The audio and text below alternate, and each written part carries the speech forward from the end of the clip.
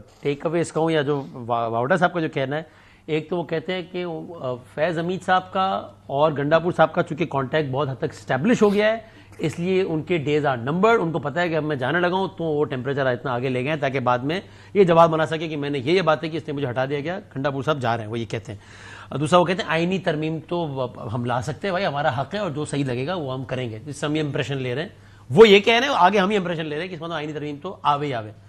اور وہ کہ بار بار ایک ترانہ دہرا رہے ہیں جس کے الفاظ ہیں کہ مولانا آ رہے ہیں، آ رہا ہے. ہاں، گانے کے الفاظ تو کوٹ ان کوٹ یہی ہیں، احتراماً ہم آ رہے ہیں، کہہ رہے ہیں کہ مولانا. تو وہ کہتے ہیں کہ مولانا اگین اس سے ہم یہ تاثر لیتے ہیں کہ 6 مہینے پہلے بھی کہا تھا نا آپ کہہ رہے تھے. بلکہ چلے میں دکھا دوں، میں 2-3 چیزیں نکالی ہیں، ایسے بہت ساری چیزیں جو یہ کہتے ہوتا گیا ہے، تو اس لیے ہم دے دا ریزن کہ ہم ان سے باتیں مثال کے طور پر ذرا چلائیں. جب بڑی بحث چل رہی تھی کہ یہ بلے کا نشان ملے گا نہیں ملے گا، بلکہ اتنی پہلے کی بحث ہے کہ جب تھا کہ خان صاحب الیکشن لڑیں گے نہیں لڑیں گے الیکشن سے پہلے، تو تب یہ کہہ رہے تھے کہ جناب یہ نہیں ہوگا پی ٹی آئی کا معاملہ، پی ٹی آئی بطور پارٹی الیکشن میں حصہ نہیں لے سکے گی. تب بہت اس سے پہلے کی بات جب یہ فیصلہ ہے، دکھائیں ذرا کیا کہہ رہے تھے.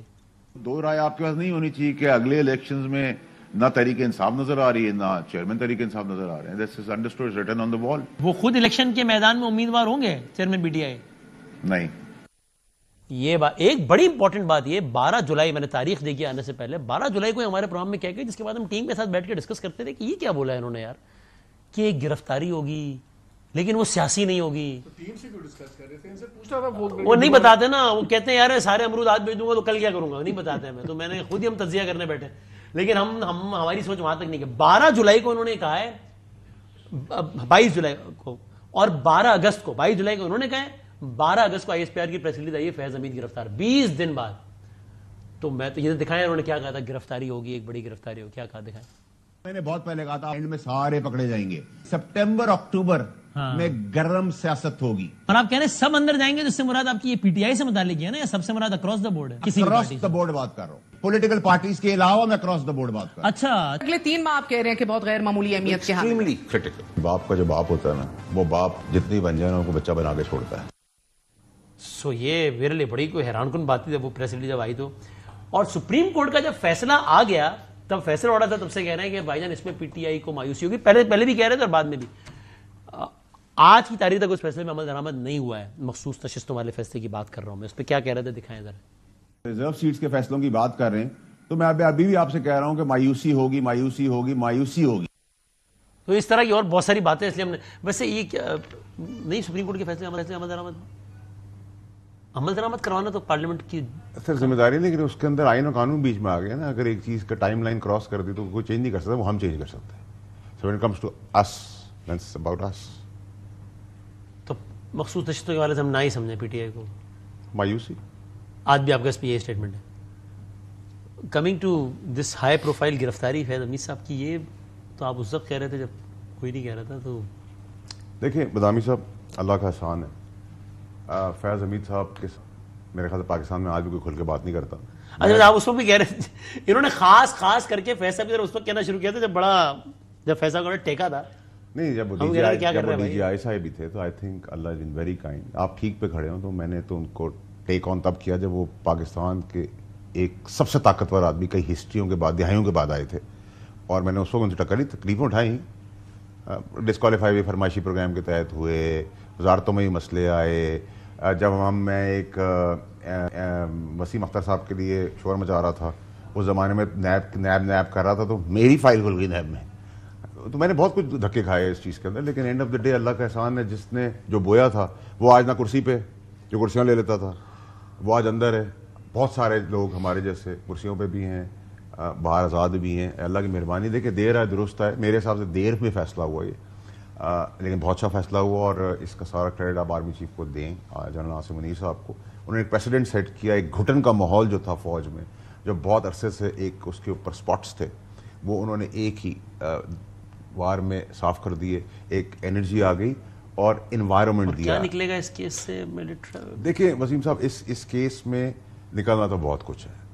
دیکھیں یہ ایک عام کیس نہیں ہے، اور جہاں تک ٹاپ سٹی تک کا کیس ہے تو وہ تو ایک چھوٹا سا معمولی سا کرپشن تو پاکستان کے اندر کوئی مسئلہ ہی نہیں ہے. کرپشن ہوگی تو کیا ہوگی بھائی؟ اس کے محلات دیکھیں جا کر، اس کی چکوال میں جا کے پیلس دیکھیں جا کر، آپ اس کا پنو عقل سے شروع کریں.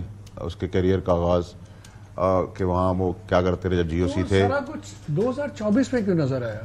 ٹاپ سٹی تو 2017 میں ہوا, اس کے محلات بن گئے تھے 2019 تک, چکوال والا گھر, سڑک, سب کچھ, یہ سب کچھ 2024 میں کیوں نظر آیا؟ اس میں آپ ایک آدمی کا کریڈٹ بھول رہے ہیں. اس میں اس پوری گیم کے اندر ایک آدمی کا بڑا کریڈٹ ہے, چیف کا تو ہے ہی, لیکن اس زمانے میں جو کریڈٹ تھا وہ ایک تگڑے ڈیموکریٹک آدمی چودھری نثار کا تھا, جس نے سٹینڈ لیا تھا. چودھری نثار صاحب, انہوں نے سٹینڈ لیا تھا, وہ کھڑے ہوئے تھے. اور اس کا اور بدنصیبی نون لیگ کی پی ٹی آئی کی طرح یہ ہے کہ جو اچھا تگڑا آدمی اچھا ہوتا ہے, مخلص ہوتا ہے, اس کو فارغ کر دیتے ہیں. وہ کہتے ہیں کہ بڑا سی طرح پیچھے جا کے لگ جاؤ. یہی آپ نے خاقان آبادی صاحب کا کیا, یہی آپ نے ٹاپ سٹی کا ایشو شاہ زیب نے جب اٹھایا تو وہ کہتے ہیں ان کی زندگی عذاب ہو گئی کہ بھائی یہ کیوں چلا دیا آپ نے. چودھری نثار جو تھا ایز اے ڈیموکریٹ وہ تگڑا تھا, وہ کھڑا ہوا, اس نے انکوائری کی, اس نے انکوائری کے بعد لکھت پڑھت کی. اور اس ٹاپ سٹی کے اندر بہت سارے لوگ ہیں جن کے کیریئر تباہ ہوئے پروفیشنلی. فوج میں بہت سارے جوان لڑکے جن کو تباہ اور برباد کر دیا اس نے, فیض نے. بہت سارے لوگ جو کیریئر آفیسرز تھے ان کے اوپر الزامات ڈال دیے گئے. بہت کچھ ہوا, ٹھیک ہے. انسینٹیو جہاں تھے وہاں بہت سارے لوگوں کو برباد کیا اس آدمی. لیکن یہ بھی تو حقیقت ہے نا فیصل, جب آپ سوال کیوں اٹھتے ہیں؟ سوال اس لیے اٹھتے ہیں کہ اس کے بعد جنرل فیض کی پروموشنز ہوئی, ڈی جی آئی بنے, لیفٹیننٹ جنرل ہوئے, سب کچھ ہے. تو پھر سوال اٹھتے ہیں کہ یار جب اتنا سیلیبریٹڈ کیس تھا, سب کچھ آیا, میڈیا میں بھی آیا, سب کچھ آیا, مجھے یہ سمجھ آتی ہے چلیں ایک بندہ اس وقت انٹچبل تھا یا واٹ ایور تھا, اس کا رائز اس کے بعد ہوا اس بندے کا. آج 5 سال بعد سمپلی آپ یہ نہیں کہہ سکتے کہ سڈنلی اکاؤنٹیبلٹی سسٹم آ گیا. میں اس لیے کہتا ہوں کہ کئی بار صحیح چیز بھی اگر غلط وقت پہ ہو رہی ہو تو پھر سوالات اٹھتے ہیں. آپ لیجسلیشن پاس کرتے ہیں, مثلا ججز کی لیجسلیشن کی بات ہے, I generally think it's a good idea کہ 3 بندوں میں سے ایک بندہ لیں for the timing, لیکن ٹائمنگ پرسن اسپیسیفک لگ رہی ہے. آج اس لیے سوال اٹھتے ہیں کہ یار یہ اتنے سال اس پہ بات کیوں نہیں ہوئی, آج P T I related case بن گیا تو چلیں آپ نے. میں آپ کو ماری صاحب اس کو پہلے بیک گراؤنڈ دے دیتا ہوں جوڈیشری کا. یہ کہاں پوری دنیا کے اندر کہ اگر اسلام آباد اور پنڈی کے اندر ایک بندہ ایک لوور کورٹ میں آیا تو 25 سے 40 سال تک وہ سروس اسلام آباد میں کرے گا. یہ دنیا میں رول سنا ہے, ٹھیک ہے. تو اگر 25 سال آپ بھی اس محکمے میں رہیں گے تو آپ میں بھی بہت ساری چیزیں اس جگہ کی ویکنیسز آ جائیں گی, پتہ چل جائیں گی آپ کو. یہ کئی دنیا میں نہیں ہوا کہ ایک جج لوور کورٹ میں آیا ہے, 22-23 سال کی عمر میں ہے, 24 سال کی عمر میں ہے, اور وہ 62 کی عمر تک وہیں ہے. پنڈی اور ٹرانسفر جو ہے وہ پنڈی اور اسلام آباد یعنی کہ اس ٹیبل سے اٹھ کے اس ٹیبل پہ چلے جائیں, بورڈ وہاں لگ جائے. روٹیشن پالیسی آ رہی ہے بھائی, ٹھیک ہے. تو یہ سب چیزیں بھی امریکہ میں ہے. امریکہ میں آپ اپنے ڈسٹرکٹ کورٹ کے اندر سر امریکہ کی طرح پاکستان امریکہ کی طرح تو نہیں کھڑا نا سر. آپ کو اچھا لگتا ہے تو آپ اسکرٹ پہن لیتے ہیں, جب آپ پہنتے شلوار قمیض پہن لیتے, ویسٹ کوٹ پہن لیتے. لیکن ہم اس نظام کی ایگزامپل دیں گے جہاں نظام چل رہا ہے. کیا امریکہ میں جوڈیشل سسٹم نہیں چل رہا؟ It's working perfectly fine. It's the quality of people, not the tenor of a man. دیکھیں صدر امریکہ کرتا ہے, نہیں ڈفرنٹ لیول پہ ڈفرنٹ پروسیس ہے, لیکن بات ٹینر کی بات نہیں ہے. ہاں ٹینر کی بات نہیں ہے, بات کوالٹی آف پیپل. ریٹائر کرے تو کرو, وہاں پہ جج ریٹائر, وہاں کوالٹی آف پیپل کی بات ہو رہی ہے. ٹینر سے نہ جج اچھا ہوتا ہے نہ برا ہوتا ہے, وہ اس کے اپنے مٹیریل لگے گا, ہم نے کس مٹیریل سے جج کون سی کوالٹی کا آپ نے لیا, دیٹ ڈیسائڈ. اب دیکھیے اب انہوں نے 23 بندے کرنے ہیں جج بڑھانے, اتنی اسپیڈ سے اب ججز ایڈ ہوں گے اگر یہ سپریم کورٹ ایکسپینڈ کرتے ہیں. پہلے جب چیف جسٹس تھے اپنے چودھری صاحب, وہ اپنی مرضی کے چیمبر کے لوگ بھر گئے. ان کی پی ٹی آئی کی گورنمنٹ آئی, انہوں نے اپنی مرضی کے, جس کو احمد علی خان صاحب نامنیٹ کرتے تھے وہ بندے ٹھک ٹھک ٹھک کر کے ججز لگ گئے. ہر گورنمنٹ جو آتی ہے وہ اپنے ہینڈ پک اپنی مرضی کے ججز لگاتے ہیں, پروسیس سارے کر دیتے ہیں. جب آپ بھریں گے سپریم کورٹ, میرا سوال تعداد نہیں ہے کہ یار کوالٹی کون سے اس کی یہ کرے گا. اور یہی آپ فیصل کی کسی بھی سمجھتے نہیں.